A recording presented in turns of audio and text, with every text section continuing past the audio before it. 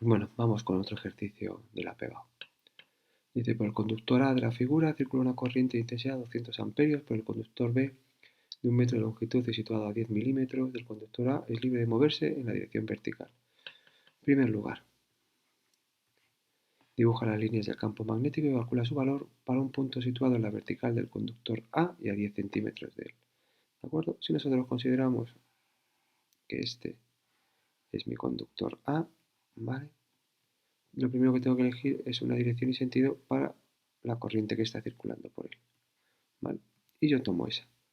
Mi sistema de referencia va a ser X, Y y Z.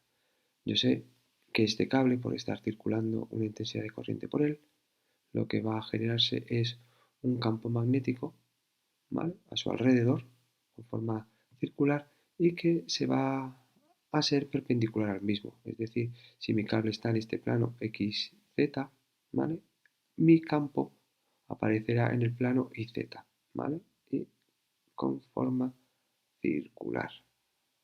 Por ejemplo, en un punto, si nosotros consideramos el punto intermedio del campo, ¿vale?, pues iría así. Para saber hacia dónde va el campo magnético creado, pues aplicamos la regla del pulgar de la mano derecha, ¿de acuerdo? El pulgar va en la dirección y sentido de la intensidad de corriente, entonces nos damos cuenta que hacia aquí el campo es entrante en la hoja, ¿vale? Recordar que los campos entrantes en la hoja los podemos representar de esta manera. En este caso, aquí el campo es saliente en la hoja, que lo puedo representar así. Aquí va hacia abajo y en este punto pues va hacia arriba, ¿de acuerdo? Para calcular el campo generado a 10 centímetros del mismo, nos acordamos que para un conductor rectilíneo por el que circula una corriente, el campo magnético creado viene dado por esta expresión, ¿vale?, donde mu sub 0 es un dato que ya nos da el ejercicio, 10 a la menos 7. La intensidad de corriente nos están diciendo que es 200 partido de 2pi, y la distancia, que es 10 centímetros pasado a metros, 0,1.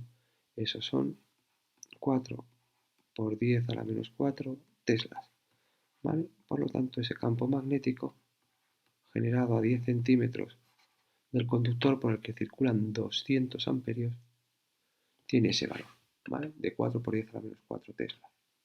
Nos vamos al siguiente apartado, ¿vale?, el B.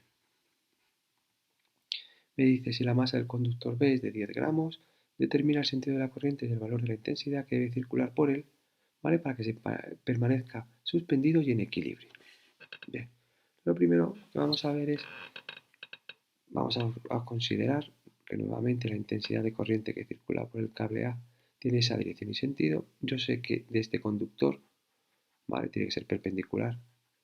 Tengo el peso y además en este punto, debido a este conductor A, hay un campo magnético, ¿vale?, que es entrante en la hoja de mi papel, ¿de acuerdo? Me dicen que está en equilibrio. Eso quiere decir que la fuerza total que está actuando sobre él es nula. Si nos damos cuenta, nosotros tenemos aquí un peso, así que tiene que existir una fuerza que lo compense en la misma dirección pero sentido opuesto. ¿Qué fuerza va a ser? La fuerza magnética que debido al campo de este conductor y la corriente que pasa por aquí se genera, ¿vale?, que irá de esta manera, ¿vale? Serían de la misma longitud, ¿de acuerdo? Yo tendría entonces que fuerza magnética más peso es igual a cero, es decir, fuerza magnética menos peso, ¿de acuerdo? ¿Eso qué quiere decir? Que tienen que tener la misma dirección, el mismo módulo, pero su sentido tiene que ser opuesto, ¿de acuerdo? Entonces, para ver cuál es el sentido de mi corriente, me doy cuenta que la fuerza magnética que aparece sobre el conductor viene dado por la intensidad que circula por él, la longitud del mismo, por el producto vectorial del campo, que en este caso es la del otro conductor.